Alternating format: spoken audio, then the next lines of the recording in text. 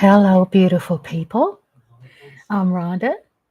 Welcome to Rhonda's Lovely Sparks. I am so glad to be on live tonight, and I've been on live more than usual.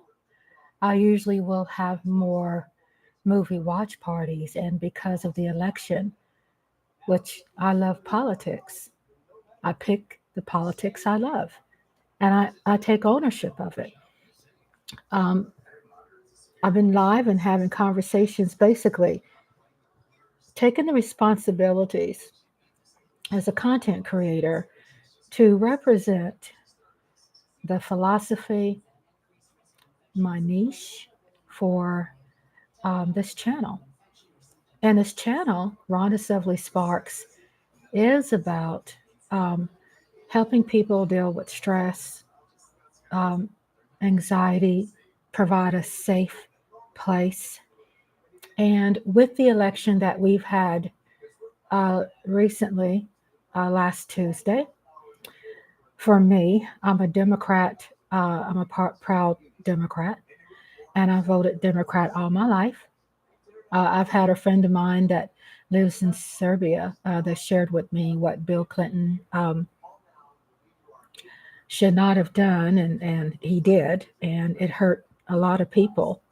And I do want to give out my friendship and my thoughts to my friend who lives in Serbia because there are people that we vote in, like what has happened recently, that people didn't understand. There is, and I'm going to pull that up later on and read that to you, but there is a load of people that are wanting to backtrack their vote for Trump.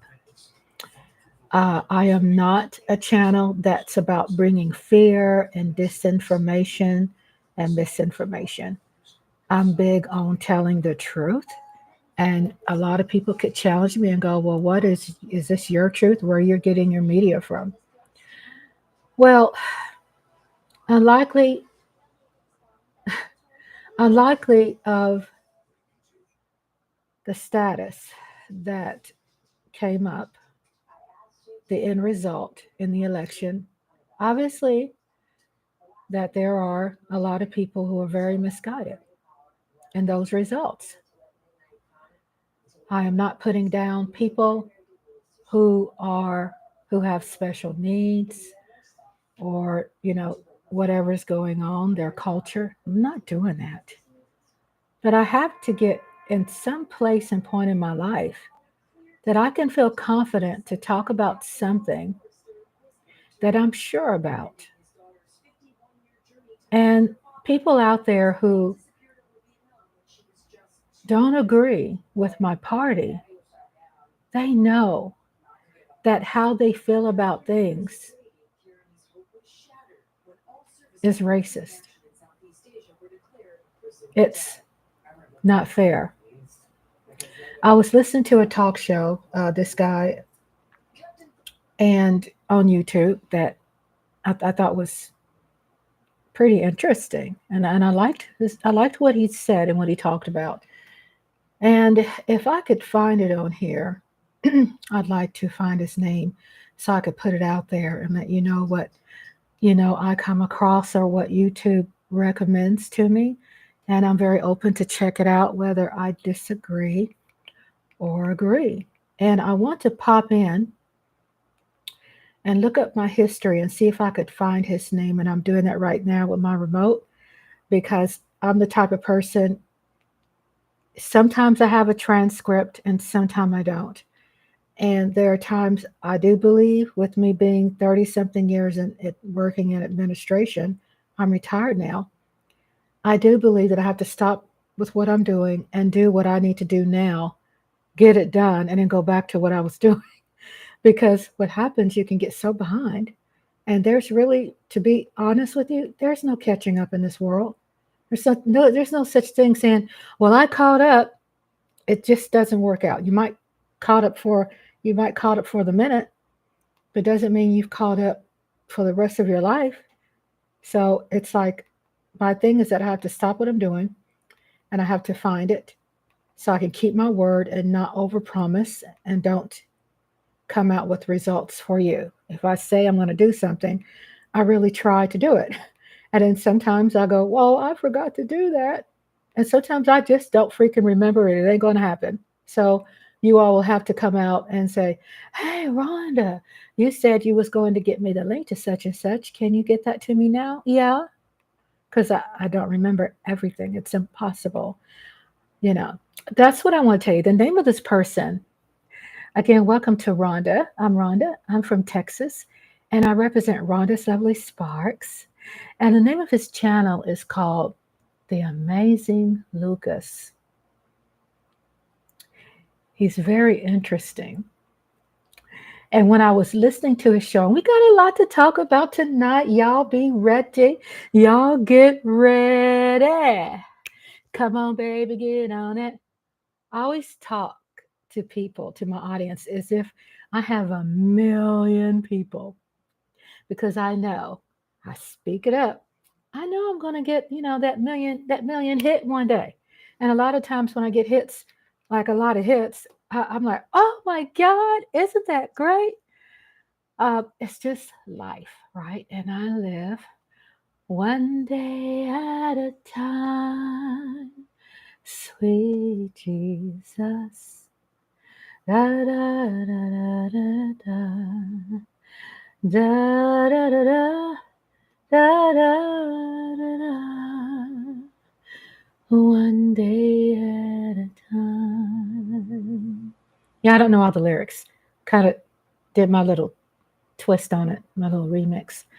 I have a lot I want to talk about tonight. I want to feature the Midas Touch, who features a young lady who voted for Kamala, and her grandmother and her mother went completely against her. Hello, Nodulista 90s. Thank you so much for saying hi. Hello, my precious niece. I love my niece. Hello. Welcome back. I missed you earlier. I always miss you. It's like every time I go live, I do look for you. I mean, that's how I am. I know who you are. I mean, I know about you and I care and I miss you. So I'm so glad to see you now. Um, I have a lot I like to cover. I like to cover The Amazing Lucas and what he said. I want to cover Midas Touch, who featured a young lady who is just bawling and crying right in front of her children. Daydream! Oh my God, my favorites. Ah, hi. Hi, Daydream 1990s. Look at my favorite nieces. I love you all. You know, I am closer to you all than my nieces that I'm kin to. Is why this matters so much to me. You know, just letting you know. So you are. You're my nieces to me, and I love you. Thank you so much for being here. It feels good. Makes me feel good too. And I wanted to talk about in my channel. I always talk about stress relief, anxiety relief, how to cope, what we're dealing with. I could talk about being Black, and it's not a bad word. And I'm not race baiting. I'm talking about me, and I say that with emphasis because this person that I subscribed to for the first time, his channel was recommended on my YouTube channel. Hey, Lola. I'm still celebrating your birthday, right? Her birthday was last Friday. Oh, my husband and I, both of our birthdays is in June. Mine is in June 6th, and his birthday is June 22nd. So we celebrate our birthday for a whole 30 days. Lola, hot sauce.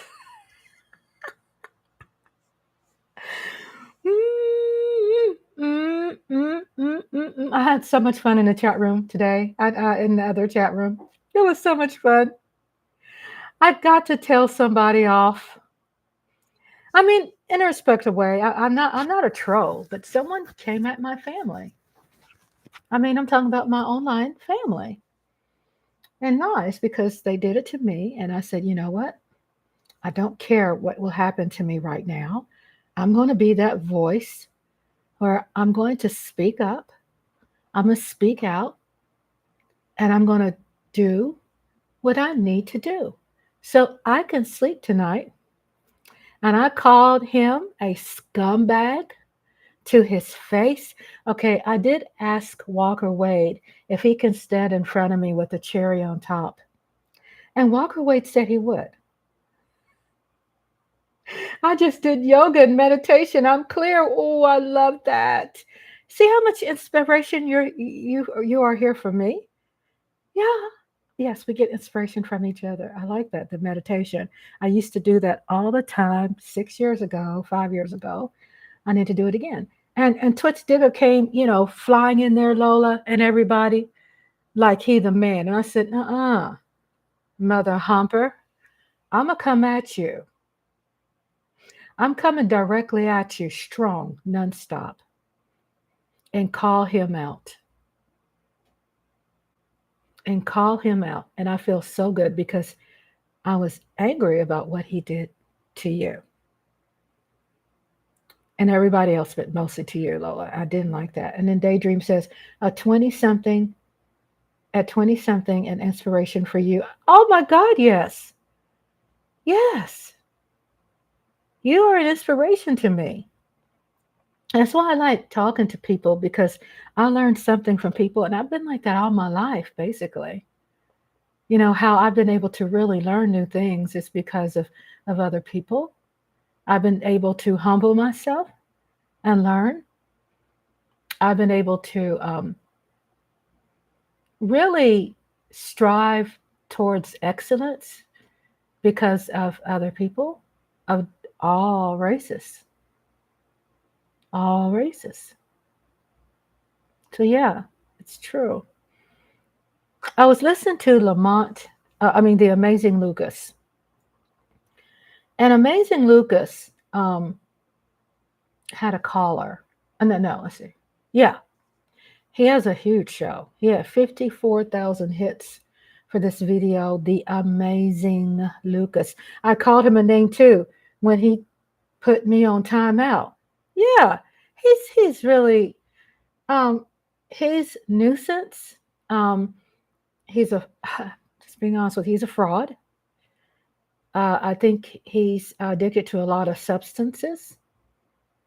You know, I don't have a problem with people who have addictions to substances, that eventually you can get to a position where you are going to some type of rehabilitation to become better, because that means you have accepted that you do have a problem and that there's some self-work that's needed, and then you want to get better, right?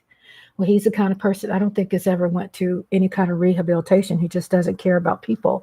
So what he does, he's a natural narcissist, a manipulator, a con artist, and likes to undermine people.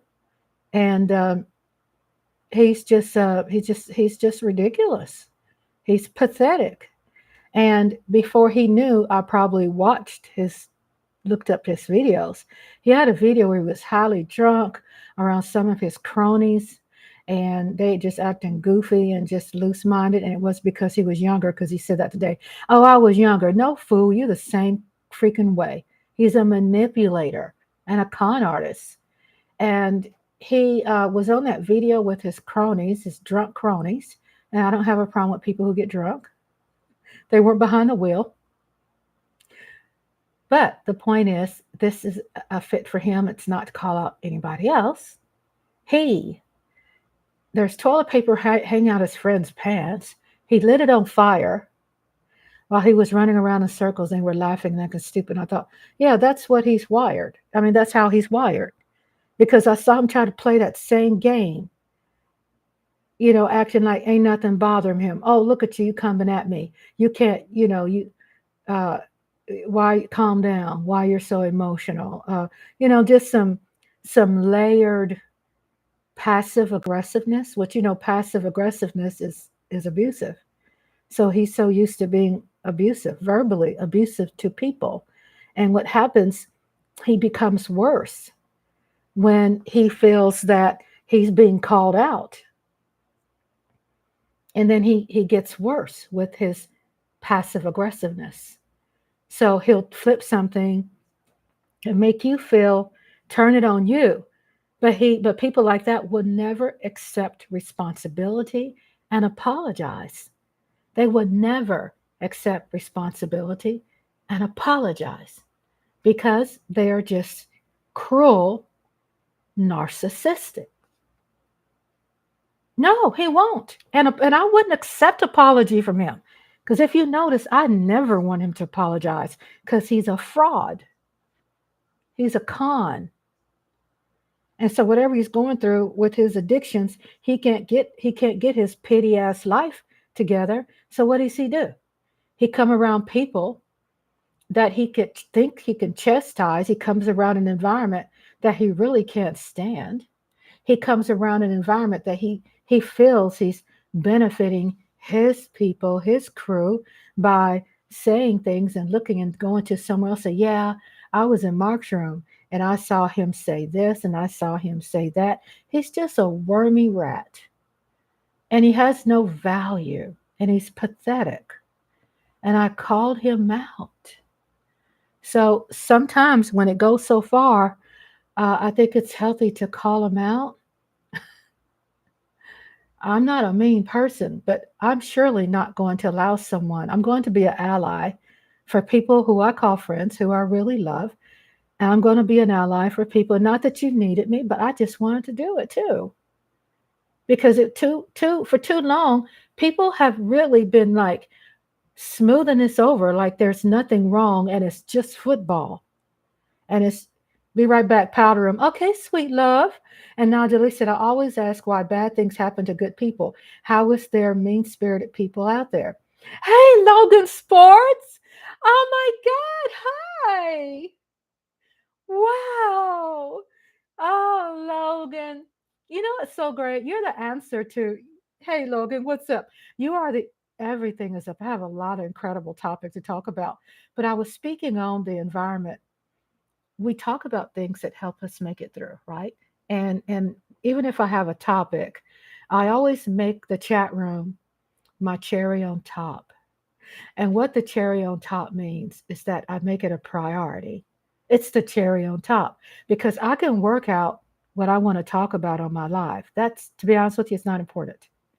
And what's important to me is when someone comes in the chat room, my friends, my family, my nieces, my daughters, when they come in the chat room, um, and they have a question or they want, I stop with what I'm doing and we talk about it. And what we're recently talking about, Lola said she's going to the powder room, is talking about behaviors in the chat room and how people can be narcissistic, trolling, try to be manipulative, and try to be, well, I'm going to be a slithering rat, but I'm going to make it appear that I have value. I'm going to make it appear that we're friends, but I'm going to play you because I'm a narcissistic. So I'm going to get what I want from you and go into my other environment and let them think that, guess what? I gave them a piece of my mind, stroking to get acceptance, stroking to get, I guess acceptance is the best word.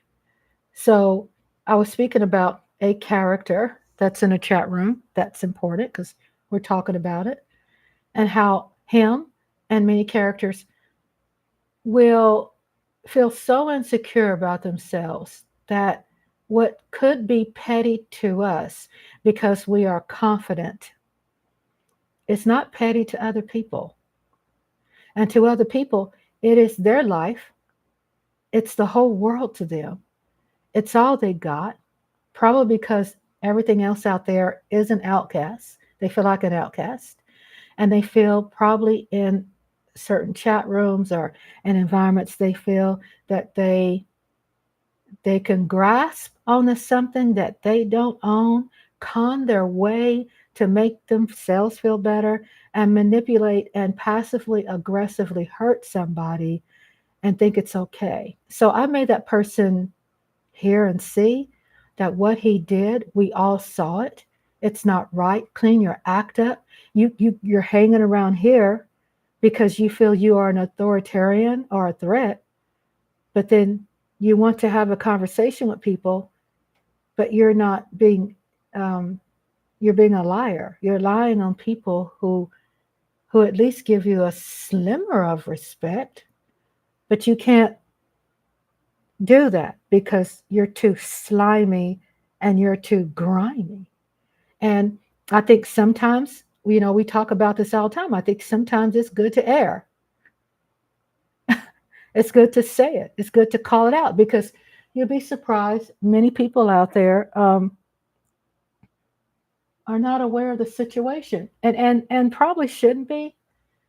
And people say, well, it's not that serious. And it is because you're dealing with emotions, you're dealing with human beings, blood, sweat, and tears, people who have alliances, people who show their loyalties, who are veterans, who are fair, balanced, and equal to everybody, no matter of the team. But then you get slime balls who don't give a damn about you, but acting like they do to get information to undermine you. And what that means is that someone is discrediting your character. And I have a problem with that. You don't discredit someone's character because you're trying to gain something that you're lacking. And I did that. I came out, called him out. He got nervous. He wanted to be passive aggressive and act like it wasn't bothering him. Oh my gosh, you still talking about me. When you're calm down. You're angry. That's passive aggressiveness because people don't want to deal with what's going on inside themselves. So they want to lift their leg and pee on fire hydrants all around the city. Logan says, I love the Eagles, but I respect you and Mark and Brian and Phil, Lola, and everyone. Yeah, I mean, look, I can be faithful to a team and have a ball and still respect someone and take the shirt off my back to help you if you're in need. If you're in a flood, I'm going to help rescue you. Sometimes we have people that have problems with differentiating their priorities and saying, okay, this is right, or this is not right, or this is fair, or this is not fair, or this is a priority, and this is not a priority. Sometimes political outcomes ends up giving people a sense of confidence, which is a false sense of confidence. I mean, it's good to feel glorious when you win. But sometimes hiding behind being glorious with a fake sense of security and authenticity, it becomes very transparent when you're just a scumbag. And I called him that. I said, you're a scum. And when I say that you get on your knees and lick my toes and my feet, it's not something sexual. I'm humiliating the effing rats out of them. If it does humiliate them. I mean, sometimes it works and sometimes it doesn't, and sometimes it backfires, and then there's some people that like it. Oopsie daisy. But for the most part, it will humiliate the trolls because he'll take information and he'll go lapdog into the other chat room and he will start discrediting people's character. If someone is saying some petty stuff and we lost and blah blah blah and you hate the Cowboys, okay, that's called trash talk. Okay, I ain't stupid, but when it comes to someone who's spreading your name around and discrediting your character and lying, I have a problem because it's verbally abusive, it's verbally violent, it's passive aggressive, it's narcissistic, and it's scummy. And he won't apologize because I don't want his apology. I don't like accepting apologies for people who are not sincere. No. Yeah, so this is Martha's Lake. This is my cat Martha, and this is Martha right here. And she's sleeping behind me. And she stretched her toes because she wants me to touch her. Watch me touch her toe and watch his back toe. Watch his back toe. Hi, baby. Hi. She spread them toes. She's a cutie. Mother is the queen of all the cats. We have 5 fur babies in house, and we have several outside. Logan says, "Yeah, will you be friend with him again or no?" Um, One thing for me, when someone um, shows their ass like that, then the trust is forever broken. As I mean, it was broken a long time ago when he took my name and he went to Philly 500, went to everybody and trashed me. I mean, really. And I have a name, I have a YouTube, I have a reputation. It's my name that I earned my whole life. He had nothing to do with that. You don't go around there and discredit me because you just want to be a typist for the day. And him and Philly D were together in on it. And it was, I'm going to tell you, it was humiliating and was demeaning. I'm not going to sugarcoat and go, well, it's just the internet. You know, it's people who on the internet can discredit you. Yeah. And I wrote a formal letter to Primetime Phil. This is a while back. And I wrote a formal letter on what happened to Mark Holmes. And it was a formal letter. And y'all know how I am about my formal letters. I'm not a one sentence type of gal. You're going to get pages from my brown ass because I'm going to air. So, guess what? It wasn't about, oh, having him banned. It was about letting someone know what was bothering me on the inside and making me feel better and getting my power back by sharing it and giving it to someone else so they'll know too. Because guess what? I'm not the only one who knows anymore. It's hard to carry that burden by yourself. Don't do it. So I shared it and I'm good now because I let people know. And 8 other people too. And then when I see him, I mean, he wasn't a friend from the beginning because I saw him do some ugly things before. But once I know that you're that kind of person, you're always probably going to be forever on my shit list.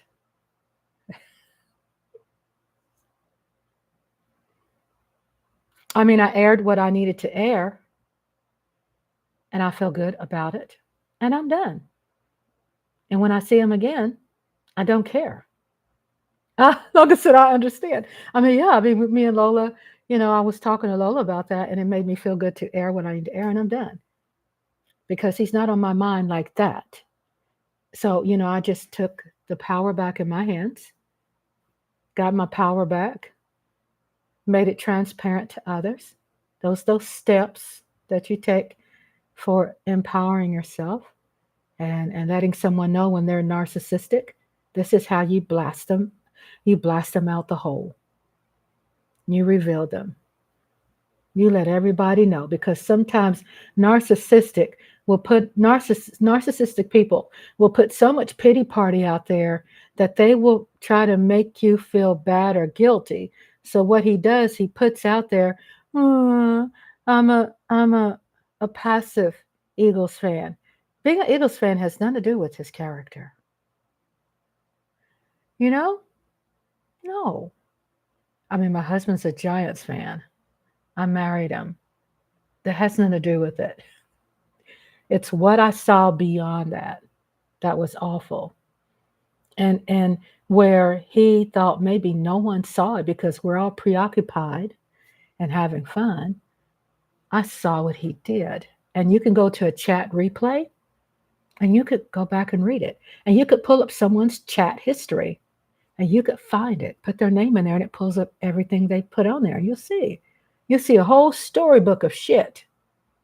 And that's when you say, oh boy, you're a trifling little boy. I'm going to spank your ass, and not in a sexy way either.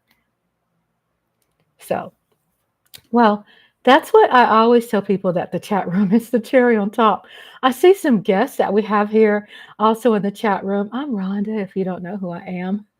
I'm Rhonda. I represent my YouTube channel called Rhonda's Lovely Sparks. Please smash that like and press that bell button if you want to be the first to get some goodies. Some goodies. I got some goodies. I always drop the dime. I let people know when you want to be the first to get that dime. Also, click that bell so you can get all my notifications. Because what I drop, it ain't nothing like boring. I'm gonna do stank face. It ain't boring, okay? I put out good stuff. And I give my channel time. Usually, when I'm live, the least I will be on live would be 2 hours and a half. And the most that I would be, I won't even judge that, at least 2 hours and a half to 3 hours and a half. I'll be live because I know people are just getting warmed up. It's like we watch a football game, watch party. We're like just getting warmed up in the third quarter. It's like, oh, I want more. I want more. And we're human and we get tired, but we love you. I love you. So Logan's in the room. Welcome to my Logan. And he said, "Oh, what a cutie. Oh, I never know that. I can understand. I just watched Mark Fireside video." Oh, cool. I want to see it. I know. Do you see how happy I get when I hear when you say Mark's Fireside or they mention Mark videos? Because I'm a fan of his. I like his work. And he always told us that when he does Fireside Chat, that it's his therapy. It's his commitment, right? We have people who are committed to journaling. We have people who are committed to meditation. We have people who are committed to exercise. We have people who are proud couch potatoes. But his thing is that his fireside chat is the way he's able to get things off his chest and talk. And he feels that there's a lot of things he has to say helps others. And then he can go to bed at night. You know what I'm saying? I know what that is. That's pretty cool. And then Logan Sports say, "Yep, yo, Michael Donna, come on, baby, get on here." We had some jive turkeys in that chat room today. Some jive turkey. Fist bump, fist bump, fist bump, fist bump. Logan Sports has actually, and I'm put this out there because I don't think anybody know. Logan Sports has come out, even in the Eagles chat room, and spoke up for me many times. He'll say things like, "Rhonda's cool. Rhonda's, da da da," and he'll speak up for me, and he'll speak up against the mess. And that's what I have to say. I love about Logan Sports because he did, and in his circle, he spoke up for me when I was in Philly 500's room, and he spoke up against the people who were giving me a hard time. And even in our chat room, he speaks up for me. And what is so great about speaking up for one another is that we understand we can handle that we got this. But if we call you family and we call you our friend, then we're going to be a loyal ally and we're going to speak up for you. Even when we know you got it, it's our position to speak up for you. We're an ally. You're human. You bleed red. That's just how I work. I don't know if others agree, but that's how I work. Um, Things seems to be really changing, and not a great way now today. But with change, we can find in darkness or through intimidation or disappointments or through loss, we can find a smither of hope. It ends up putting ourselves in a position where we're forced to dig in my cleavage and pull out a rabbit. How was that metaphor for you? Did that metaphor work? I mean, we're able to dig really deep inside. I always get confused with sometimes Mark's metaphors, and thank God for Lola. She helps me, work through it. But it is. I mean, through the worst of times. I mean, my hubby is a war historian. And when we watch war movies together, it's sweet little loving couch potatoes together. Um, I have questions, and He'll help answer the questions to for me. By the way, shout out everybody. We have for movie watch party Saturday double feature watch parties plus 10-minute intermission and a cartoon. Now the movie theme for the month is vintage military um, gems that I'm able to get. That's actually uh, public domain. I can use it legally. And so we're going to cover that because we celebrated an honor to honor our um, our beautiful brethren and sisterin who served the military, lost their lives, and we honor them today, Veterans Day. I don't know if it's really a happy Veterans Day, but I think I could turn that around and say happy for me because I am so blessed to have people to fight for me. I am an American. Thank you for your service. My uncle, shout out to him. He's no longer alive. He's from Tulsa, Oklahoma, and he served the Army, and he was rewarded with the Purple Heart. He served the Vietnam War, and he came back not the same. Okay. Um, he left Tulsa, Oklahoma, went to Vietnam, came back not the same, and he suffered schizophrenia, a lot of things. A lot of things he experienced, and a lot of things he saw in the Vietnam War, and he wasn't really that open to talk about it. But I've studied about the Vietnam War and what it has done to a lot of people, and so I like to feel that I can be at least understandable about what he went through with starving and not being on drugs and eventually having to be on drugs and not being a smoker and then eventually being a smoker and the things he's had to do to serve our country to help us live and protect our freedoms, whatever freedoms we feel we might have. We still have a lot of freedoms today. And we honor those who fought for us. Thank you. Um, Daydream says, I had a great day and I had my meditation mindfulness for Black groups. Then I had book club, then my support group and Monday prayer. There you go. Oh, you sounded like you was very productive. We had our word for the day yesterday, yesterday's live that I accidentally deleted. I meant to truly delete the one that I was practicing on. And I was like, oh my God, where did my live go from last night? Oh, so anyway, I could do better. I'll do better tonight. Oh well. And then Logan Sport says, facts. I agree at the end of the day that football is just a game. I do trash talk, but trash talk with respect. Yeah, I mean, trash talk. I love trash talk. Oh my God. I always say that Cowboy Nation has lifted our legs and pissed on all the Eagles' fire hydrants. You know, Eagles dropped the soap. If y'all would have lost, I would have trashed the Eagles. But I'm not going to talk about your mama. You know what I'm saying?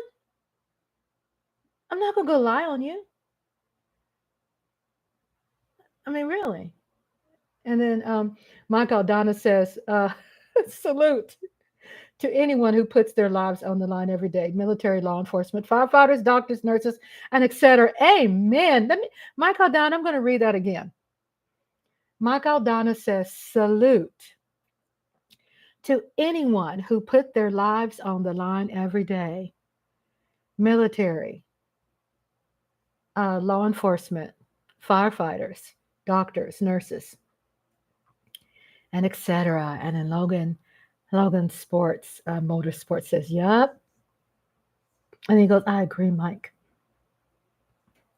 So I have people on my channel that are Muslims. I have a lot of people on here that disagree with me, but they are still subscribed. I have people on here who are from India and from Australia, from England. across the pond, from East Coast to West Coast to the Netherlands, and Irish friends, and people from different cultures, from my brethren and my Jewish brethren and sisterin, and Hispanics, Latinos, and deadbeat dads, and deadbeat women who are trying to do better, right? And so a shout out to everybody who is perfectly imperfect. Shout out to you. And if I slip up and I judge you, or I give like the stank face or side face, I'm looking at you sideways and I'm doing the stank face. Don't take it personal because I still love you, but I'm going to call you out, and I'm not going to embarrass you. Maybe I could embarrass you. I asked Walker Wayne if he can stand in front of me with a cherry on top because he's a good looking man. I mean, I'm not interested. I'm married. I could be married, loyal and faithful, and love the crap out of my husband. But if I see someone that looks good, I'm going to say it. You look good. Damn. Walk away, little country ass. I'm from Texas. I'm country too. He country. He's a good looking white boy. Ooh. Okay. Pull out, Rhonda. Pull out. Pull out. Okay. Primetime Phil is cute. Mark is cute. Uh, I know Logan's cute. I know my Galdon is. I know that. I mean, you could just tell when someone is like carrying it well. I mean, as far as their brain, their brain. So Logan says, unlike some people who look down on others that dedicate their lives to service, right? Wait. I see Lola laughing over there too. What, Lola laughing at me? I've learned a lot. Not okay. I read Nodulista. Wait, let's see. I read Nodulista. I've learned a lot individually, and what's right for one isn't always going to be right for someone else. But it's okay. But we don't have the right to put people in a box. We don't. But then I've been talking about the last 40 days how politics could make people feel that way the next 4 years. Not to piss on someone's Cheerios who voted Republican or like Trump or like MAGA, and not trying to enable Democrats who did their thing and not really being authentic with what they did and said. And I have a whole lot to say coming up in this live when it comes to really calling out people who really water down the issues of Black people in the campaign and skipped over it. It's why Georgia was flipped red to blue when Biden ran, and then flipped back red.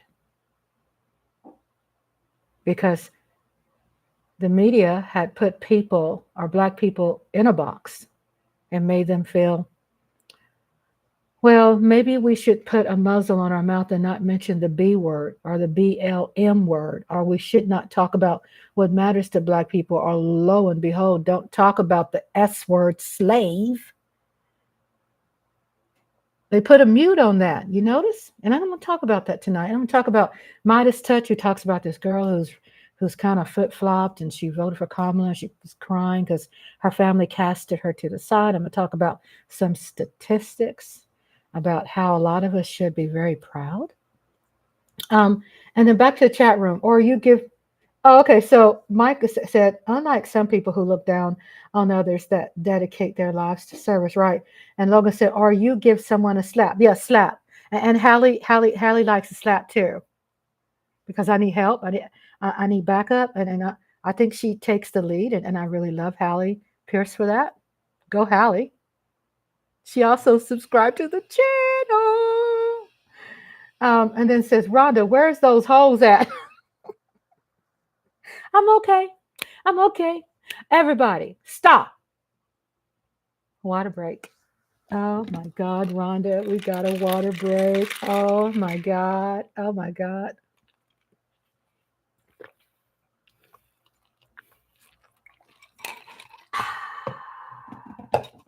I believe in water breaks.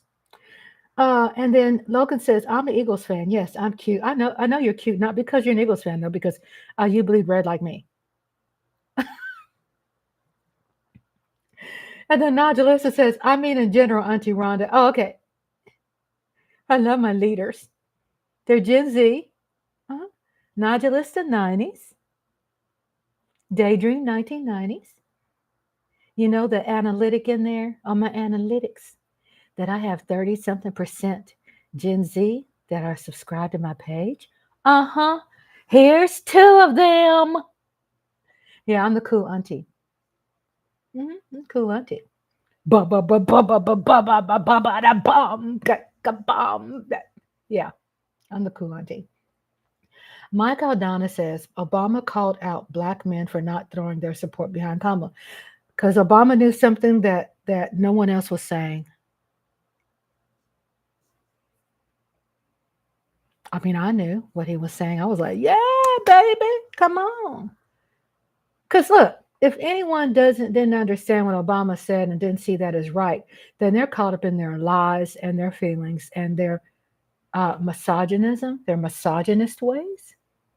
He, Obama knows the dilly. Obama's still involved in a lot of strong programs with him and Eric Holder since he has not been president. He's very galvanized. He's got a lot of strong following, and he's got a lot of uh, equity, a lot of equity. So he knows those ones he were talking to was that small percentage ain't worth shit. Ooh, sorry. I'm sorry, everybody. I'm sorry, but not sorry, but sorry, but not sorry. Because I don't want to offend anybody, but that's how I feel. It's true. Because the same people who don't want to listen to Obama is the same people who don't give a shit about women. You get it? That they didn't probably support Obama back then. That the race from the black vote from Biden, from Obama, that it increased from those small percentage of black men. I think went from 13% to 20% this year because they didn't want a black woman. And they were very clear about that and very proud about that. And it's a lot of shallowness out there that think that way.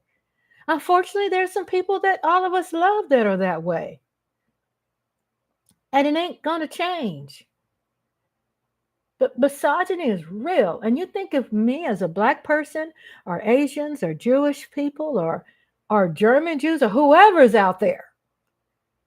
If you think that you have been suppressed and oppressed yourself and your family members, and you think that that is over with, that it's in the past, that we no longer need,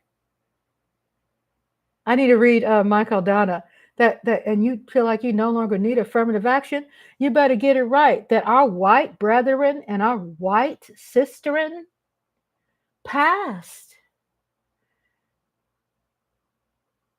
and signed the Independence of Declaration, passed the Civil Rights Bill. They passed all of this knowing that it was laws that was not going to discriminate against everybody. That the Civil Rights Bill is to fight for everybody who feel that their civil rights were violated. When you had the firemen on the East Coast, they were majority white who did a lawsuit because they feel that their civil rights was violated. Their civil rights was violated because they hired a black person, fired a white person, hired a black person. Was it violated? Yeah, it was. And there's a way you must know how to use affirmative action. And it's not about discrediting qualified people, but it's supposed to be to protect the people who are disenfranchised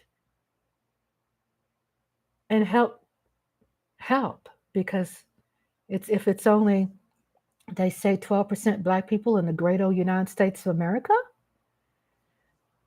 then what is the percentage of that who are black people who are in jail? Who or who what is the percentage of that who are black people who are out of jail but are not allowed to vote? So doesn't that take away our percentages too when it comes to really pushing Georgia over to be blue again? I don't think really people sat on the couch that much. I mean, I do believe there were some people who sat on the couch, some Democrats, but I believe that if we have 80 million people who were registered to vote in 2020, and all of a sudden they came out and voted, but these people who came out to vote for Trump, guess what? They didn't hang any signs in their yards this election. You didn't see it. They were quiet. And when you see something like that, what that basically means is that they're going to throw your ass under the bus, brother, sister. We're going to throw your ass under the bus. We're going to let our neighbors think that we're not Trump because we can't stand that pressure. And we're going to let them think we're not going to vote for Trump. Well, we sure is. And that's what happened. That people who didn't vote, they voted this time.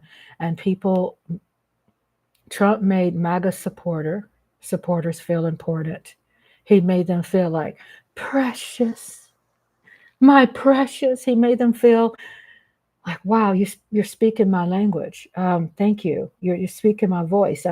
We did the revolution on J6. You made me feel special. Amen. Power to the people. Because Homeboy was holding the power to the people, which is black symbolism for black power to the people. Homie Orange Trump was holding this up. I mean, he was using power to the people. So,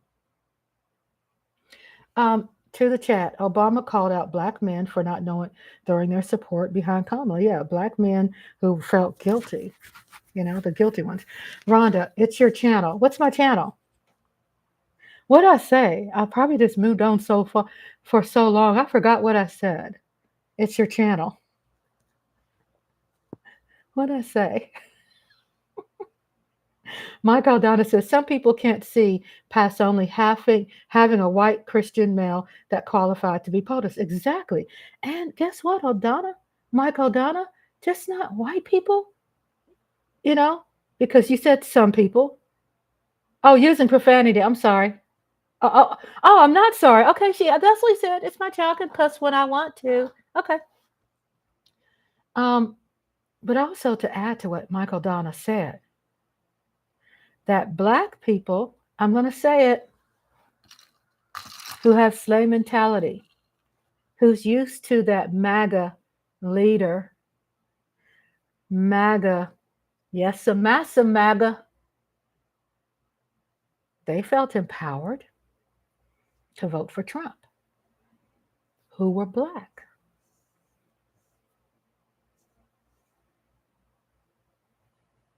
And God knows, I feel what? Okay, I'm saying I feel bad for those percentages of Latinos, Hispanics, Mexicans who voted for Trump, and they really feel from deep in their soul that when Trump goes out there and tells ICE to go to every job because that's going to be his target, they already been collecting the list.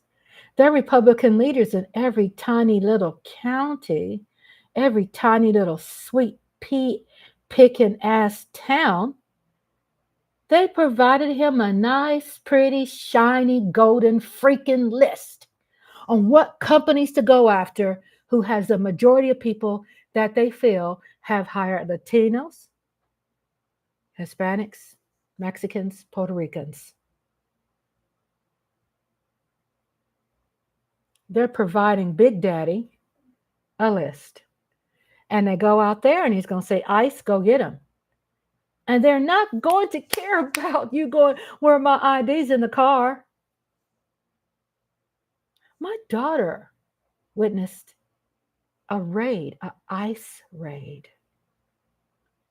Immigration came around and just started snatching people from their jobs, their office desk, from them working in the plant, from their working blue collar jobs and white collar jobs.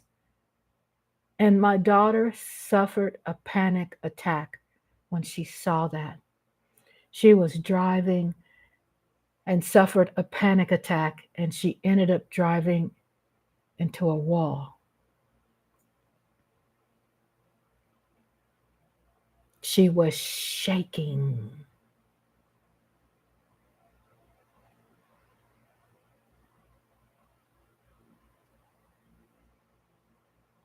She's never seen anything like that before.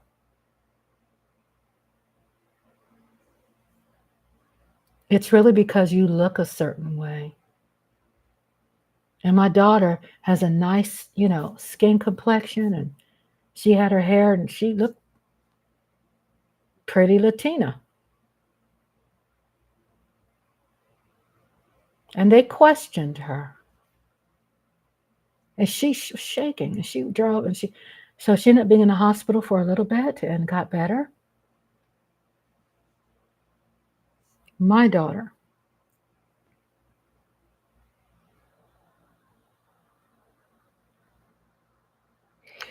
So they're not going to care about your ideas in the car, in the glove compartment. They're not going to care about you having that you're living, you're Hispanic or Latina or Puerto Rican living um, white like. I'm not saying if you're successful that you're living white like. I'm just saying they're not going to give a damn. Because if you look a certain way, ask Lena Horne. I know she's dead, but read her bio. Lena Horne.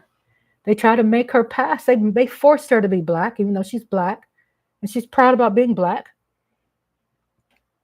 But they forced her in roles to stereotype black people. But didn't she look white? They don't care. They don't care. They have the list and it's ready to go. They have the list. They're ready. They're just not putting a list together. They've been planning this their whole life. They've been putting this in their little Excel sheet and they've been building on this and they're ready. They haven't been just doing this today. We can't be surprised and have the stank face or the shock face. I mean, they're ready. They want to put this into action. They've said it. So if you're Hispanic, Puerto Rican, you're passing for white. Okay, that's your choice. It's America, you're free. But also, what's happening because you own a mansion and you own a Mercedes, you're still going to be hauled off because you think your name is not on the list. Did you ever think maybe your cousin or your mother or your grandparents or your nieces or whoever's in the family is going to be hauled off? Because just because your family members told you that their paperwork is on point doesn't mean that their paperwork is going to be acceptable. And it doesn't mean their paperwork is brought up to date. And it doesn't mean they completed everything on their paperwork. And it doesn't mean when Trump start rounding everybody up, it doesn't mean he's going to be fair and balanced because you are hard ass working Mexican and that you're working in a restaurant, underpaid, sweating, coming to work early. He ain't going to care about your damn abilities. He's going to meet a quota. And that number is the only thing that's very important to him. It's getting it out, getting you out of the country. He ain't gonna care about you being Brazilian. I'm Brazilian. I'm not, I'm this. I'm Haitian. I'm not Mexican. I'm Puerto Rican. I'm not Latina. He don't give a shit about that. For now, he ain't coming after the black as the ace of spades right now. But if you're black as the ace of spades and you have an accent, you're gone. Because I know a majority of y'all probably did vote for Donald Trump. Hey, you're proud about what you did. I'm not mad. I'm not over emotional. You're proud about what you did. You own that. I am not going to fix you, and I don't give a damn about trying to fix you because I don't think everything I do is right. However, I think I was on the right side of history, and I believe you were not. And it's unfortunate.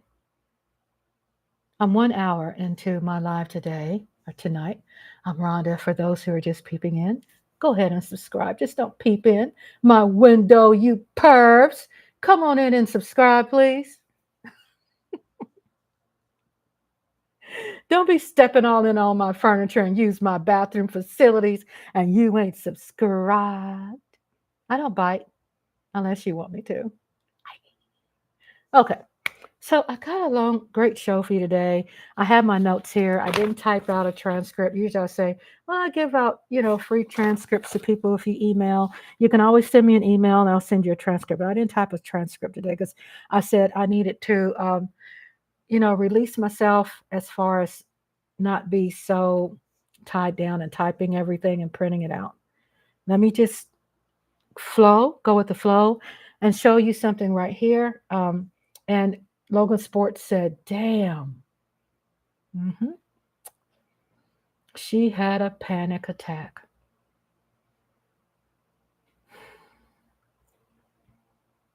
My daughter. Yeah, and that bothers me. Let's see what Midas Touch has to say. Check this out. While we're watching this, I'm going to be drinking water and tapping and watching your chat. I'm going to be reading your chat. So don't feel that you're stuck. Uh, we need to ride out this wave until Democrats can get their together. Yeah, because the House has been really, I want to say it's two. Thanks, Michael Down. The House has been really trying to fight to stay relevant as Democrats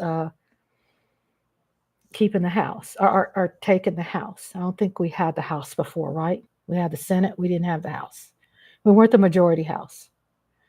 What's happening? Understand that this, look at Auntie Rhonda, I'm going to ask for more advice. Okay, please do. Ask for advice, my love. I'm right here. The cherry on top is the chat room. Y'all know that.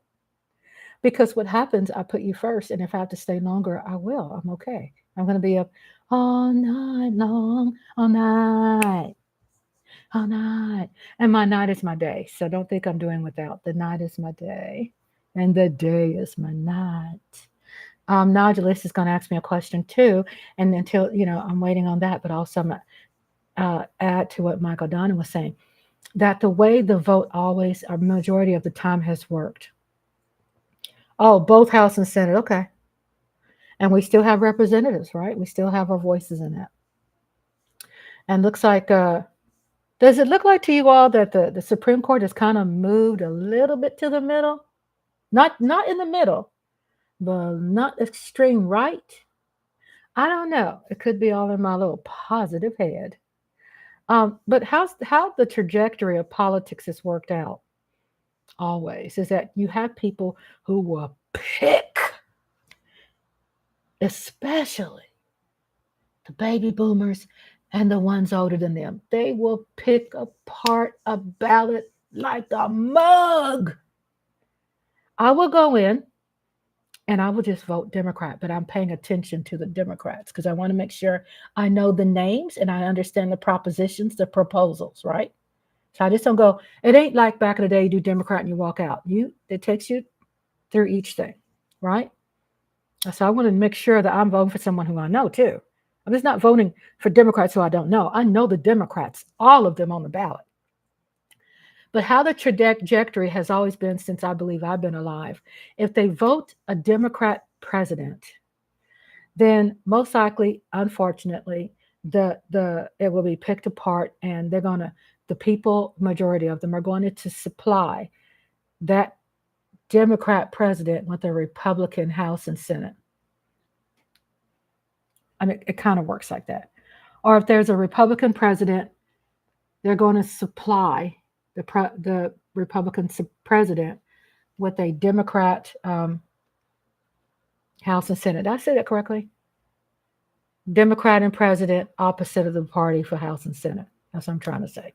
Or Republican Party, opposite House and Senate. Because they want to feel there's a fair balance in the F-ups of our judiciary system, our political system, our governing system, that we can F you up, and we're not going to give all Republicans power, and we're not going to give all the Democrats powers while we split the vote. So this is historical.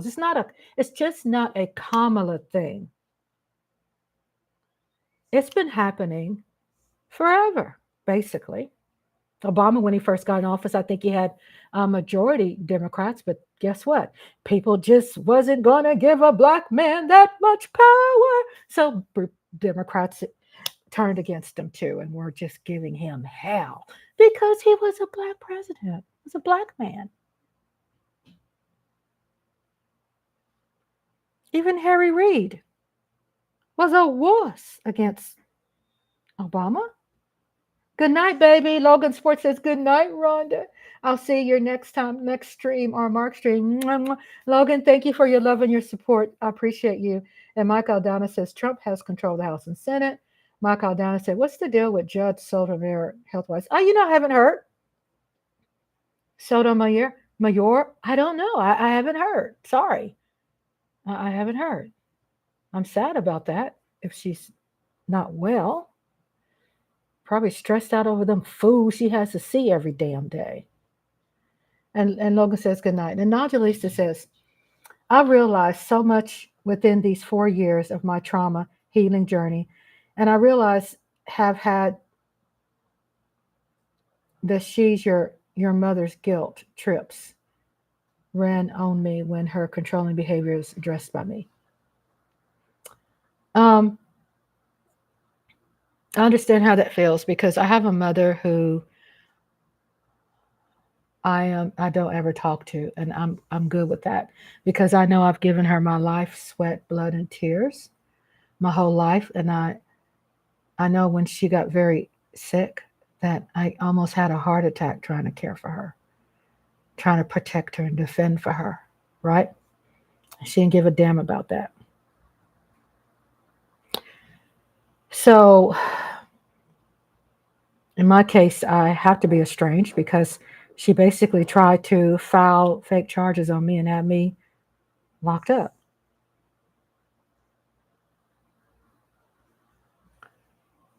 Because she has pockets of Alzheimer's dementia. Her reality is not a reality. My father has undiagnosed Alzheimer's and dementia. My mother is diagnosed with schizophrenia, bipolar, Parkinson's, depression. And the reason why I'm saying this is to the answer of your question. You said the guilt trips, right? So let's read it again. I realized so much within these 4 years of my trauma healing journey, and I realized I have had the she's your mother guilt trips ran on me when her controlling behavior is addressed by me. Man, I end up leaving my whole life. My husband and I moved in in my mother's parents' house because they did beg us. They didn't have to beg us, but they did because my daddy had really chronic back problems, needed back surgery. He has 50 acres, couldn't maintain the farm, and really abandoned the farm because he was hiding the truth, and he didn't want to ask for help, and he's hard-headed, stubborn like that. And I always financially took care of my parents, always. So we ended up moving down. I retired from my job. I had good severance pay. And my parents said, and I had the paperwork drawn up, which is they wanted to do the paperwork, which is the will, different. I don't want to think of all of it. It's all paperwork that they signed to give you, full rights if something happened to them, that you have the right to make some decisions to help them if they're not able to make it. And a senior's rights, when you have those papers, their rights are not taken away unless the doctor diagnosed them with certain things. So they weren't diagnosed where their rights were taken away. But the point is that I never used those papers. It was really to be signed and used. If they became were out of it that they couldn't make a decision, or after they passed away, then the land wouldn't go to the government. So end up signed power of attorney, yes. And also power of attorney, and also the will. And also, so the point I'm trying to make is that I wasn't an idiot, just jumped and flew down here. I even paid half of the attorney fees, which were $3,000. And took him to an attorney in Bedford, Texas, which is a nice bedroom community. That's where we lived. And hi, Reese's Cup. And paid for half of it when I really didn't suppose to pay half of it. And that's their paperwork. They're in power of it. When the lawyers read to them before they sign anything, we're not a witness. My husband and our signature is nowhere on it. They talk to my parents and they make sure things are very clear, and the attorneys have their witnesses. So my parents are not dumb. They're smart, but what they've done was very stupid. So because they were weak and going through some things with aging, and just found out when they were younger that my parents were big on sabotaging my life since a child, because what they were taught, that the firstborn is supposed to take the pressure, is supposed to be the scapegoat. So me being firstborn, I ended up learning in my 50s, and I had to like face it, because I was forced to face it because the disappointments were overwhelming. The guy who did the investigation, he made me feel so good, because he's like, Rhonda, I'm going to let you know, we get a lot of cases like this. That made me feel better, because it sure does make you feel like you're by yourself. That no one else has went through this but you. So speaking about what you're saying, nodulist, and everybody can definitely chime in, it's that you'll always get that guilt trip with people saying, you honor your mother and father, though the days on earth will be the blah, blah, blah, blah, blah. That she brought you into this world, that you'll die if you don't.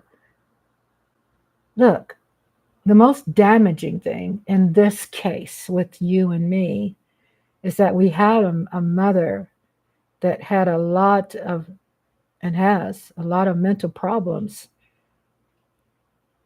that probably they try to sabotage our success, but also they worked very hard at controlling us and manipulating us and crying and making us feel sorry for them because we love them.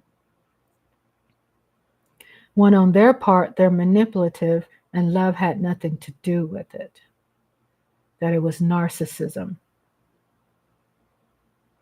So the thing is, you were saying, um, I realized so much within these 4 years. Okay. I have had the she's your mother guilt trips ran on me when her controlling behavior is addressed by me. No, honey, you're grown now. And then what you could do too, eventually, I know it's hard, and you feel probably a certain strong sense of belonging, okay, and a sense of taking care of, and like they use and manipulate us with things that how we were taught from our great grandparents. They didn't mean to manipulate. It was just how life was, and survival is that you inherited those their responsibilities. Well, today that's kind of changed too. They force you to inherit the responsibilities, plus financially support their lies and abuse and their sickness and their mental illnesses, and they are now about their own. But they want you to carry the burden of their problem. Um, so Nadia, shout out again to Reese's Cup. And then Nodulista 90 says, this revolves around my mother wanting me to be like her, or the toxic behavior that is normalized in the Black community as good parenting. Yeah, you don't have to do that, because if we are good kids, right? I know I was a darling child. I was a darling child, and I still love my mother. I love her from afar, because what is her reality? It's not the real. It's not reality. And I have manipulative, wicked witch sisters who put things in their brain because they're jealous, and they are also narcissistic. So guess what? I'm closer to my husband's family. They're my family, and my mother-in-law is incredible. The point I'm trying to show you is that I've called that out. I can talk about it truthfully, I could live with my happiness from afar from them. And I've always planned if they passed away, I don't have to go to a funeral. And it doesn't mean that I'm angry. It means that why would I want to be around them dead? Why would I want to be around them with a whole bunch of people around them that don't give a shit about me and I don't give a shit about them, but you want to look at me and be entertained based on how I'm going to react because my parents are at a coffin. So you want to be entertained, not interested, because I'm alive right now and I have to deal with the truth. While you were here and while you're no longer here, I still have to live on because I have grandkids and great grandbabies and daughters and a husband and people out there who do give a about me. Sometimes you just gotta be a roomie with somebody and say, fuck shit, I'm not gonna take it no more. Make sure you have your things packed in advance. And don't even announce that you left. I wouldn't even put it in writing. I would probably connect maybe because I go, oh, I'm not there anymore. Where are you at? I'm not gonna share that with you, but I just want to let you know that I'm okay. And then hang up. You do things that make you feel good. That's not being selfish. When someone your whole life has shitted on you, that someone your whole life has manipulated you, for me, has sabotaged my success. And then I go back since I've been away from them for 5 years and I've had these sparks, these aha moments that have become so transparent and clear because I've asked God for many, many, many, many years. God, please show me, let me know what happened. Now the dreams are strong and I don't lie in my dreams. So I see it. I see it clearly now. The rain is gone. Da da da da. In my way, I can see clearly now. The rain is gone. It's gonna be a bright, oh bright, sunshiny day.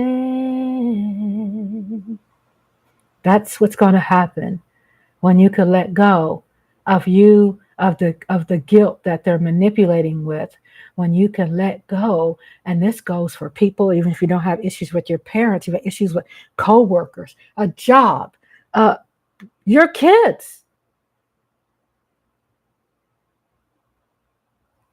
If anything in that circle is sabotaging your success, that's demolishing every time you try to build something tiny, and you've been unselfish your whole life, that is something you truly, if you want to live, you're going to have to truly make up your mind for yourself to free yourself from that. If your life matters, and it does.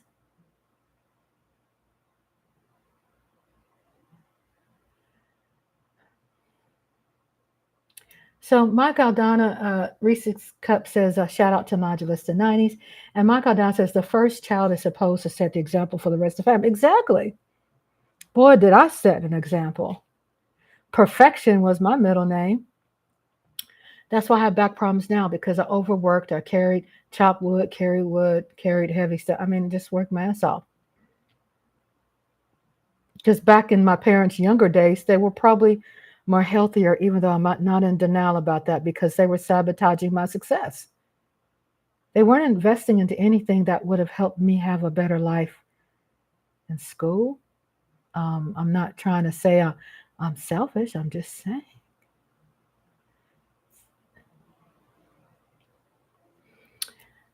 I had to study everything on my own. I had to be my own teacher, mostly. I loved tennis. Couldn't play in tennis. I was in UIL, and I felt anxiety having to beg my mother to let me go because my teacher is going to drive me to Nacogdoches, Texas, which is at Stephen F. Austin University here in Texas. We had my typing UIL business conversation, and I won first place because I typed over 121 words per minute. And that was something to be so proud of, is why I typed so fast today. And my mother, I would say, what happened to her? What happened? Because she was suffering a mental health illness, because she was depressed, because she was narcissistic.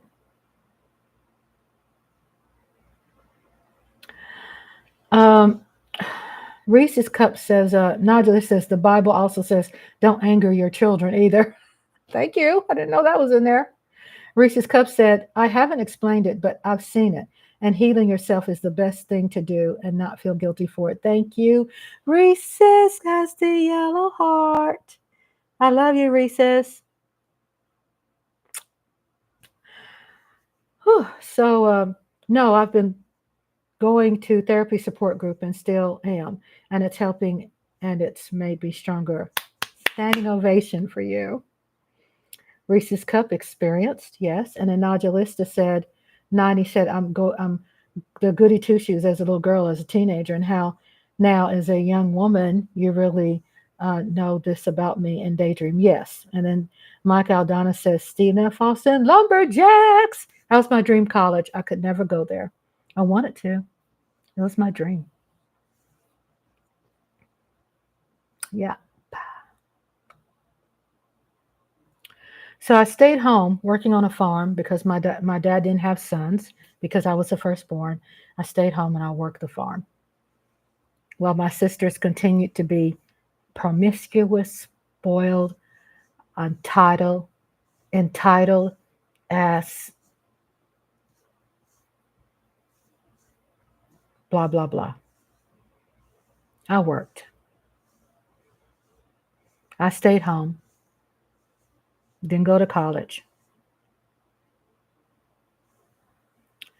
And I remember one day my dad told me when he was in a shitty mood, he looked at my husband and he said, Rhonda's always been like that. I don't know what's wrong with her. Well, I ended up finding out why he said that. Because to him, what was wrong with me? Because I was outspoken. Because I still got an education in spite of. Right? I didn't stop. He wanted me down, bloody, dead, and out. He wanted me to be in a well where I could never get out of the well. And I kept getting out the well.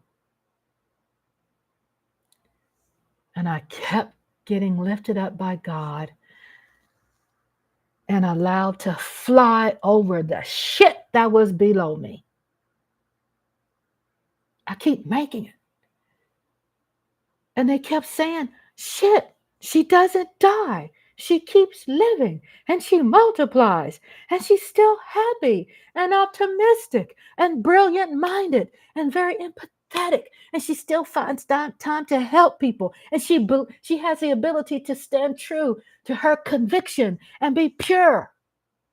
That I was a virgin when I got married. I was 20 years old. I was almost a straight A student. I busted my ass to make an A and had to bust my ass to make a B plus because I had like interference at home that was distracting and I had to be my own teacher. I had to record myself on a tape player and play the answers, but questions and answers back. And I self-taught. I self-tutored. And no matter what, I found a way. And never blame my parents for their fuck ups. But my whole life, I continued to forgive them because they were deeply flawed and because they were there in my life, providing me a roof over my head. And the shoes were too small and they hurt my fucking feet, but I still wore them. And I still forgave them and still loved them. And I didn't run away from home. And I stayed. And then that taught me resilience to get prepared for the day, to find out that they were fucking me over, sabotaging, throwing the bomb in my way. And I probably knew it, but I was better than them. Not in a disrespectful way. I always had a dream if I became rich that they would never have to work again. You remember those dreams? I'm okay and better because I found out my mother went to the detective's office and my father and my sisters to file charges against me because they thought I had stolen money. Because in no way in hell were they aware, because I didn't tell them, that I got a nice severance pay for my oil and gas job. And I invested over $20,000 in their home, their leaky roof, their hoarding habits, their fucked up yard that was never cut for months because he didn't want to effing tell me, because he didn't want me cutting the yard because his ego was hurt because he's a damn thief. He stole from me. My whole life I had 2 or 3 jobs for my parents. I had 2 or 3 jobs for my parents, providing them money while they took that money and gave it to my sisters to further enable them, for them to have sports cars while I drove an old Nissan Maxima that needed oil, what, water. It was something else. It was, I'm glad I forgot. It's red stuff. You pour it in a, I'm glad I forgot. Boy, I've been healing. I've been going through a lot of healing. But I had to pour that shit in there so I can turn the steering wheel. I'm driving that. My sister's like in a sports car. Okay, good for you, sisters. I'm not selfish. Good for you. I love you, right? But I'm working still, a grown ass woman. I have things I need to accomplish in my life. But you're telling me that you need problems, help with your roof, and you need, yeah, financial problems. I'm sending you thousands of dollars, and you're lying to me. You're sending your money to someone else because I'm the firstborn, and you're supposed to take everything I got because I'm supposed to give up my whole life for you. I'm supposed to allow you to continue to step on my neck. So when I had all the paperwork, power of attorneys, I have bookkeeper. I'm a damn good bookkeeper. I have all my receipts, had all this stuff, had proof that when I spent all the upgrades on my parents' house, that it showed it came out of my account, that the money came from my severance pay, because I never told them I got severance pay. So what's the first thing them lousy people thought of? Those lousy red stuff, transmission fluid, thank you. Those lousy people thought I stole their money because Rhonda, she's so incapable of being Cinderella. When mother blankers, I became Cinderella. I got to a point where you ugly, ugly sisters and ugly parents, I got the fuck out. And I end up marrying a man who didn't love me. So I can get the fuck out of the house. I thought I loved him. I probably didn't, because I was a virgin. I didn't know what the fuck love was. I didn't know what it felt, someone having sex with me. But I married him because my parents hooked me up with him. Because guess what? They have a lot of stronghold on your life. We're going to put you together. Yeah, love is this and that Bible stuff. That's fake. It's good Bible stuff, but the shit they sold me was fake. And it was untrue because they wanted to manipulate me. So the paperwork I showed, the detective takes me to the back and go, Rhonda, I'm so glad you had this paperwork. We're so sorry that you're going through this. But the MFers, man, was trying to take me down.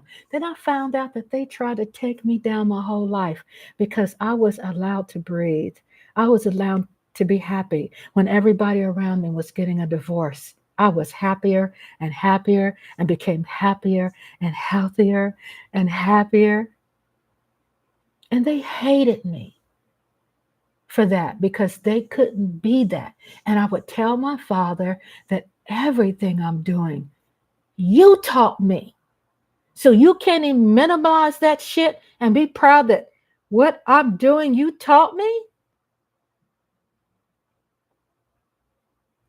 But just like how they treated Black people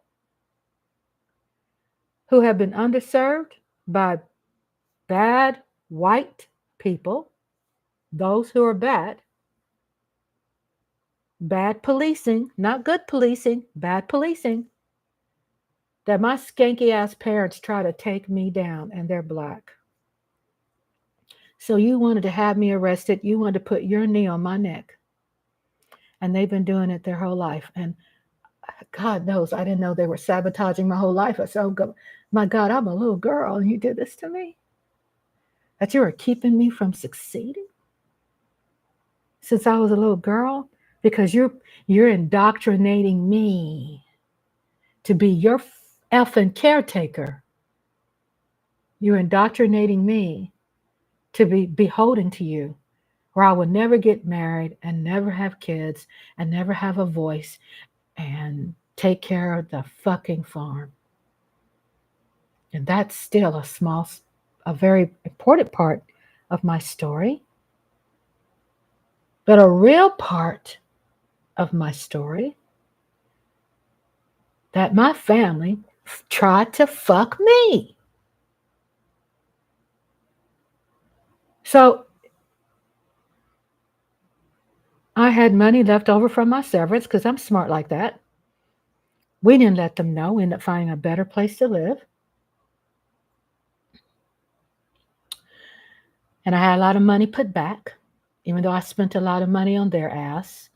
And when they found out when they saw the itemization of what I invested, new windows in their house, beautifully cut 10-acre yard, everything was manicured, and had their septic tank emptied out. Everything just was broken. Plumbing, it was fucked up. They have a 4-bedroom house that looked like a shabby ass shack because they didn't want to ask anybody for help. And they were good in their slum. They wanted to live that way. They were all good for that. We're trying to fix and change them. But before my black ass lived there, you want me to live there, then I'm going to have some sensibilities of a decent fucking toilet for my husband to sit his ass on. Right? I don't want to be electrocuted every time I go to your fucking stove trying to cook something because you got water leaking on the floor from your fucked up looking refrigerator because you don't give a shit about how you live. That's fine. I'm not trying to change your life, but on my side of the house, we're going to do some upgrades. And I did because they gave me permission to. And so when the detectives saw all the facts, they were thrown because they thought they had me. Man, look, I worked in business my whole life. I know how screwed over people act when they're trying to screw you over. And I worked in the business of being a caregiver and fixing other people's lives in their retired families' houses. I've been that person in their family, like fucking Mary Poppins, fixing their life. So I'm good at fixing that. And I've learned from their fuck ups. What I've learned is family can fuck family over. So me going into this family thing, paperwork was signed. Okay, let me see. Okay, I'll move in. We'll take all our shit, fix the house up on our end of the house, or they go mess with your bedroom and your little fucked up, wormy looking, roach infested shit, which we do end up having the whole house exterminated. We had, because my grandbaby was coming over a lot then, we had all the carpet in the house shampooed, sanitized. The roofing was repaired. My money. Had receipts. The contractor made sure that I got the contracts of the work that they did itemized. Your girl had a journal of all the bills and everything we spent out of our money. And then what my dad had, he spent his money himself. And he still couldn't fathom that homegirl had worked for a place that paid me very well. So they looked like fucking idiots when they went to Adult Protective Services every year for 4 years and lied with the same story because they're stuck and stone stupid. And they went to a detective to really take me down. So I'm just telling you the truth. So when your family try to fuck you over, then you can get the fuck out and get away from them people and find your way and understand no matter what happens on the back end, those people are going to make it without you. And it's not your job, it's not your responsibility to give up on your life and allow someone else to crush you because they are narcissistic, because they are so elfin selfish, because they end up bringing a child in this world that's so much more beautiful than them. And that's what happened. That's why my dad said, I can't believe she's like that. Yeah, because when you brought me to this world, your ass wasn't mentally disturbed that much back then. You were young and having fun. And as you got older, you got more fucked up. And the more parents that they lost, they got more fucked up. And guess what? You were just probably just born fucked up. So you wanted to sabotage me. And they did. But I wasn't aware that much because I felt I'm so belonging to them. I'm supposed to give them everything. They're my parents. If I don't, I'll burn in hell. That's what they taught me. And I loved them, how I was indoctrinated. So, yeah, Stina Falston has a beautiful campus. Ooh, that was my dream college, Mike Aldana. And Daydream says, Aunt Rhonda, I suffered from mental health as a young teenager and faced stigma from so many of my fellow blacks. Oh, yeah, me too. I'm just saying, yeah, me too. Because I can say when I worked, I'm not saying it's like this everywhere. I'm just telling you my truth is that every black boss I had, they fucked my life up. And the white people were more woke than the black folks. I know that sounds crazy. It's true. Not everybody's woke, some are.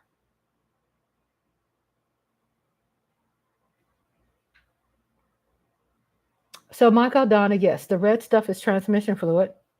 Thank you. Reese's Cup, LOL, Mike. Daydream says they put knees on the neck before George Floyd. Yes. And Daydream said it's being acknowledged finally by the black community. Yes. There's some indoctrination there. Yes, in the black community, and it's bad. But I was this shining star that was able to get off from under it because I didn't like how they were speaking against people who were LGBTQ either. When my sister is supposed to be a first lady of a church, and my brother in law, fraud ass elfin preachers, you're making fun of someone, but you're supposed to be a leader. I can't stand that. I can't stand people like that. And I have a problem with fake ass people. And I don't give a shit if they're blood or not. I'm not going to enable them, and they're not going to get my support. And I would jump family in a minute to support someone who is not blood and say, you know what? You're more family to me than that piece of shit I left behind. Because they wanted to me be the scapegoat. And when the scapegoat left, they were running around like chickens with their head cut off. They didn't know what to effing do because I left the madness for them to deal with. And they realized, God damn, I am fucked, that they are really fucked up. That, wow, she was really good. Who gives a shit about you complimenting now? They didn't give a damn about me then, and they would never give a damn about me in my future. They will never. Because they were wired fucked up from the beginning. And when I came into their life, obviously I was everything that they despised because I was everything much more beautiful than they could ever be. And I was a pure-hearted child that played in the sunflower, the field of sunflowers and the wheat fields. And I was such a beautiful, pure child that, wow, I wish I could do that. And do you know what they were more so jealous about? Because their parents loved me and didn't abuse me. But they mad because maybe they feel that they abused them. But my grandparents, their parents loved the shit out of me.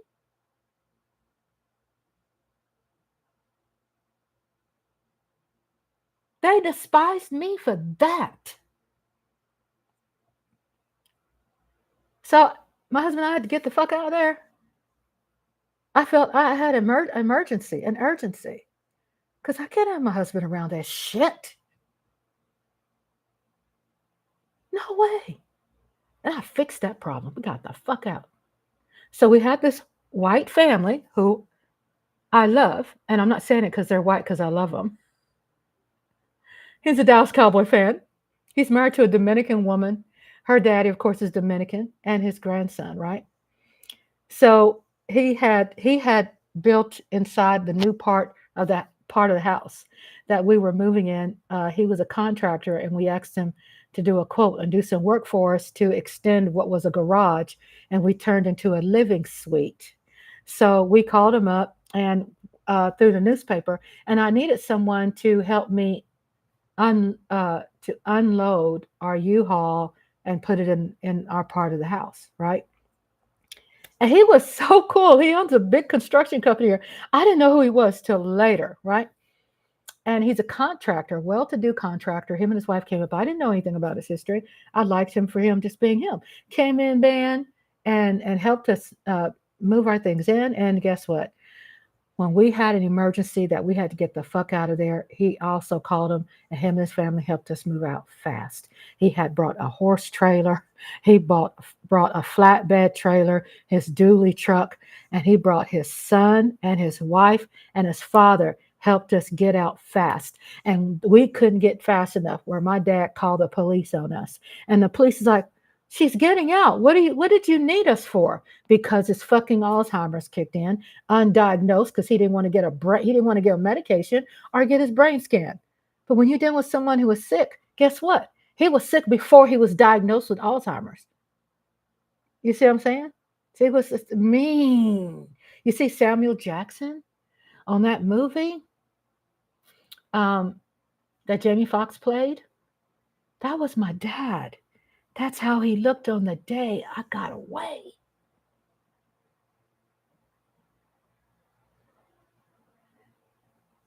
His name is Jason, by the way, the man who saved our life. While we were leaving, the cop was there and he was on our side. And he also told me, unfortunately, that happens a lot, also, what I was going through. And my dad was in there being a bully when I was moving my things out. And the cop asked him, she's getting her things out, sir. You're going to get your, do you think you're in the way? He respected him. It was his house.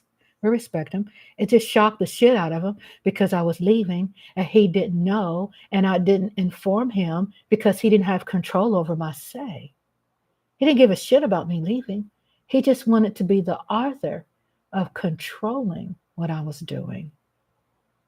So he was back there with a camera taking pictures because my evil, wicked sisters told him, get your cell phone, take pictures. Man, please. So the officer told him, can you please?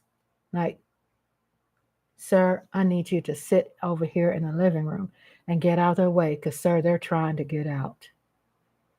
And he was disgusted because I had a plan. And he just couldn't fathom the idea that I was capable and that I had money to get out. He just always underestimated me. So my husband and I started feeling so liberated for the first time in our lives. We were living in a place where we were by ourselves, running butt naked. My husband go to the refrigerator and scratch his ass and get him a glass of milk. Naked.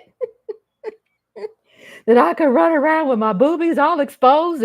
And my husband, I think he was still lusting me, was like, damn, freedom. Come on, Beyonce. Beyonce ain't got nothing on me. Freedom. Kids are out. We had empty nesters. Like, what? We were very liberated for both of us. This was healthy for me and my husband's marriage. And blood is not thicker than water. Bullshit. People who are loyal, who I could trust, who are my friends, and they allow me to love them too. That's who I love. Not that blood is thicker than water shit. That's some bullshit. When people were suppressed and they only had horses to escape. The damn horse was circling around and come back and bring your ass back where he didn't start. It's like, God damn, I can't get away from this place. It ain't like that today. You can get a car and keep going another way and don't ever have any regrets. Naja Lista and Daydream and Reese's and Mike Aldana and all of you all. Lola, you'll never have regrets. Add more water. Just add more waters. And people, my husband always said, Rhonda, you're so nice. He would say, you're so beautiful. I can't believe they treated you like that. But you're so nice. When narcissistic people abuse nice people,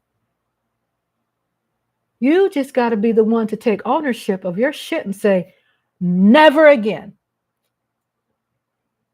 That is worth it, honeys, men and women out there. That's what's worth it. And then in the chat room, if I do get a husband and have kids, I'm never laying a finger on them. I mean, today is different. Parenting is not about doing that. It's different. I was beat up quite a lot, and I didn't do a lot of bad things. I know people say, well, kids always say they don't never do not. Really, my sisters would do things and they would blame it on me, and I would get the harsh whippings. And I'm 58, and I even had to open our minds. My husband opened my mind and learned we can't spank kids, and we will never spank our grandchildren, period. But you just can't do it. And there is a way to raise your kids. Trust me. I know it sounds cray, but it's a way to raise your kids without beating them with a fishing pole, with belts and cords and shoes and your fist and there's other ways, honey. There's other ways. And it works. It works. You don't have to do that other stuff. So I think I'm not going to cover what I was going to speak tonight. That'll be for tomorrow's show. I'm like 1 hour, almost 2 hours into this, and I'm glad to. That's why I tell you, sometimes I have a script, and sometimes I don't, and I just freestyle it. And give me some water. And I'll continue to show tomorrow and talk about what I had for the script. But tonight, I think we had a really great conversation because I gave you a little bit more in-depth dive or accessibility to my life more. And I have a larger story to share than that. But little pieces for me, right? Little pieces for me. But just give you the most part what happened to me. And that's not all. But those are just for you to see me here. And as positive as I am, maybe you could appreciate my happiness, my childlikeness, my silliness, because I'm so happy for good reason why I'm here right now. So my question is, if you want me to stay longer, I can. Let me know. Then I'll have to go take a break and go to the powder room. Or if you want me to go, I can. And then I could work on my channel. So this gives you an opportunity to tell me what you want me to do. If you want me to go and leave y'all, or you want me to stay and wear you out, let me know in the chat room. So thank you for allowing me to pour this week. I've been pouring a lot. Risa said, I'm up. Michael Dow says, take a break. Hi, baby. This is sweet little kitty cat. Reese is so sweet. She's like, I'm trying to tell her she don't have to stay, but she knows I'm up. Thank you. Yeah, so I had a really great conversation. Shout out also to Mike Aldana for sending me those great emails. I had to catch up on that. tonight. I don't know why. I'm having some allergic reactions going on, but I'm okay. And my sweet cat is here. Hi. And thank you for letting me pour because I pour and I share with you because a lot of times I'm not saying that I know everything that you're going through, but let's say that I can try to let you know that I, I can give you my example and let you know this is chocolate chip and let you know what I've been through and what I did, to do the things I need to do. It's chocolate chip. Okay, okay. Ouch, ow. Get me on the head. Boom. I gotta push off. Three, two, one, push. Oh, I have such a hard life. Okay, I love you all. Thank you so much for being here. And maybe I'll be back tomorrow. I want to. I'll come here every night.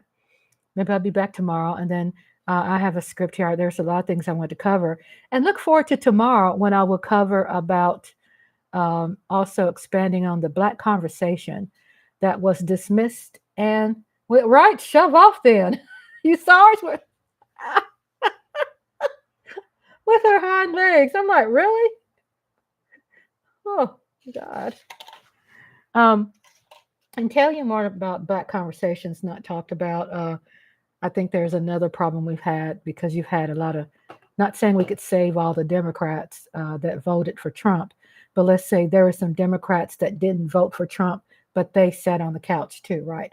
And then we're tapping into why. But we did have a very strong Black turnout from Black men and from Black women for Kamala. So don't be giving nobody the side eye and the stank face, because we did come out. We did come out in large numbers. Thank you. Thanks to our Gen Z and everybody out there, to the Latinos, to everybody out there who did vote for Kamala. We thank you. And I want to talk about tomorrow the regrets that there are stats that have popped up that has shown that the biggest trending analytics shows that right after the election, this trend went sky freaking rocket high on people saying, how can I change my vote?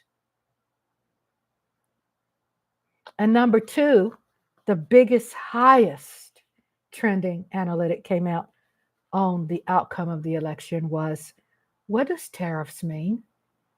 Those were the two top trending searches made on the day of the election. Yes, ain't it crazy, Rhonda? Right? Right, Reese's Cup? And for Reese's Cup and all of my beauties out there, I know you're at work and stuff, but I ask you, you want to still see me? You want all of me? Why don't you take all of me? Can't you see I'm nothing without you? Take my hands, I no longer need them. Why don't you take all of me? Reese's Cup says, but the economy was the reason they said. Exactly. Clowning. Mm-mm. That was them really saying that even from this tiny percentage of Black MAGA and Black voters and Black men, some, not all, don't be giving them the side eye. They hid it behind economy when it was really they didn't want a Black woman leading. So guess what? We ain't need your fucking vote anyway. Who wants to vote? Who wants someone to support us when someone don't give a shit about us? Right? Mm-mm. We don't need your ass. Go get the hell on. Get the out of here. Gone. Be gone. Be gone. Right? But I'm going to break that down, and I'm going to do a breakdown about Irish and the British and the Italians, Latinos, and everybody in a positive way. How they are positive way are the Muslims who are in support of Kamala and of what I believe in, what you believe in, and we're going to break down about the stupid fucking excuses about saying, oh, Kamala says she ain't black, she's Asian. What the fuck? You didn't like her in the first place because she was a woman speaking up and she was smarter than your stupid ass. That's why they were upset, because she's smarter than your stupid ass. Because she's married to a man that don't beat her. She's married to a man that really loves her.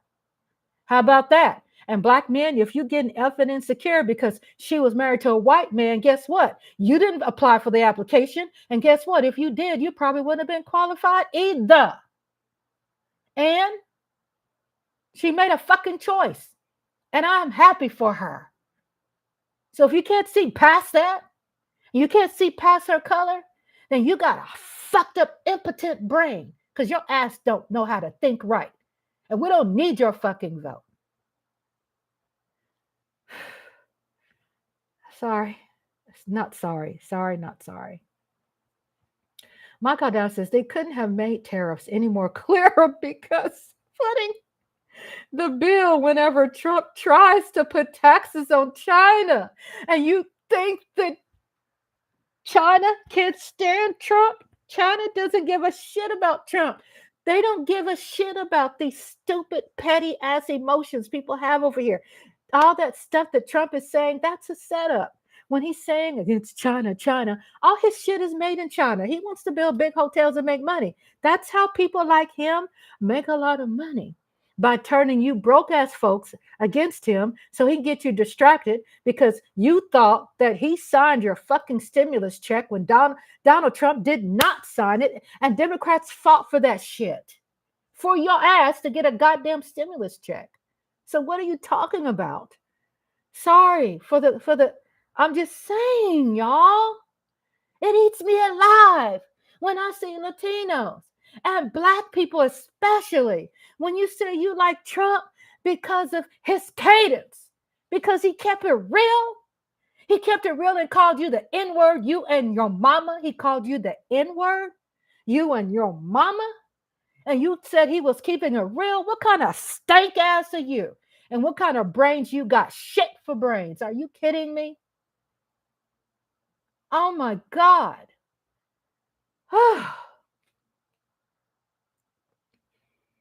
I needed to get that off my chest. It's messed up. And I get upset because I know the reality. I posted on my community tab. You all check it out. And it shows this beautiful white guy. We got to talk about race here. It's okay. This white guy who is, I believe, English. He's so beautiful. I subscribed to him today. And gosh, he was so freaking broken about Kamala winning. And I think he lives in England. He had peach trees behind him. I'm not sure where he's from. But let's get to the meat and potatoes why he was there. He was broken because he was feeling what we were going through as Americans for Kamala. And he was saying that in where he's from, they went through Brexit. Y'all remember Brexit? And if you don't, it's okay if you don't. Okay, that's when, simple terms, England had a Trump. And it was bad. I mean, not bad, but bad. And if you think we're having problems, it could be England might be having more problems when it comes to black people in England. But just to let you know that people over there want to marry who they want to marry. I mean, it just was awful. Brexit. And he was so depressed and he was so upset. And I posted it on my community tab so you all can also give him credit and show him support and watch his video. You want me to stay, Daydream? Or you want me to go? Let me know.